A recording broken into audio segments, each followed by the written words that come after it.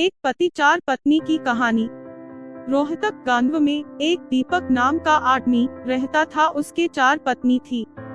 वह चौथी पत्नी ऐसे ही सबसे अधिक प्यार करता था और यूस महंगे गहनों ऐसे ही सजाता था और उसका ध्यान रखता था।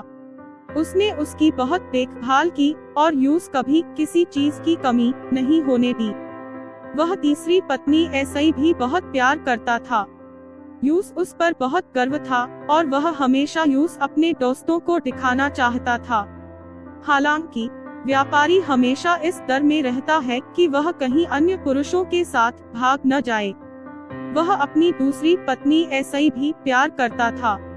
उसकी दूसरी पत्नी बहुत ही विचारशील है और वास्तव में व्यापारी की विश्वास पात्र है।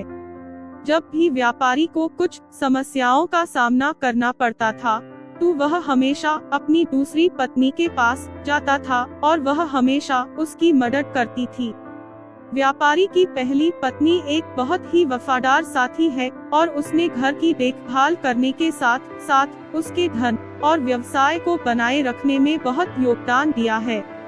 हालांकि व्यापारी पहली पत्नी ऐसे ही प्यार नहीं करता था और यद्यपि वह उससे गहराई ऐसे ही प्यार करती थी, लेकिन उसने शायद ही यूस कभी समझा। एक दिन व्यापारी बीमार पड़ गया। वह जानता था कि वह जल्द ही मरने वाला था। उन्होंने अपने शानदार जीवन के बारे में सोचा और खुद ऐसा ही कहा, अब मेरे पास चार पत्नियां हैं, लेकिन जब मैं मर जाऊंगा तो मैं अकेला रहूंगा। मैं कितना अकेला हो जाऊंगा। इस प्रकार उसने चौथी पत्नी ऐसा ही पूछा, मैं तुमसे सबसे ज्यादा प्यार करता हूँ, तुम्हें सबसे अच्छे कपड़ों में रखा है और तुम्हारी बहुत देखभाल करता हूँ। अब जब मैं मर रहा हूँ तो क्या तुम मेरे साथ चलोगी? बिल्कुल नहीं, चौथी पत्नी का जवाब दिया और वह बिना कुछ और कहे चली गई। उसका उत्तर व्यापारी के दिल में एक तेज चाकू की तरह काट गया। दुखी व्यापारी ने फिर तीसरी पत्नी ऐसे ही पूछा, मैंने तुम्हें जीवन भर बहुत प्यार किया है, अब जब मैं मर रहा हूँ तो क्या तुम मेरे साथ चलोगी?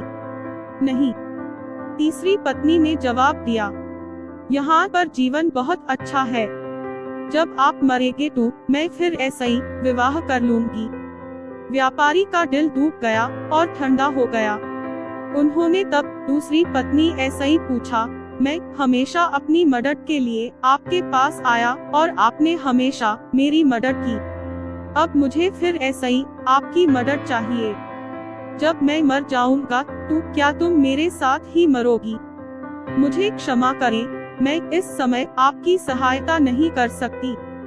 दूसरी पत्नी ने उत्तर दिया, ज्यादा ऐसा ही ज्यादा मैं आपका अंतिम संस्कार कर सकती हूँ, मेरा साथ वहीं तक है।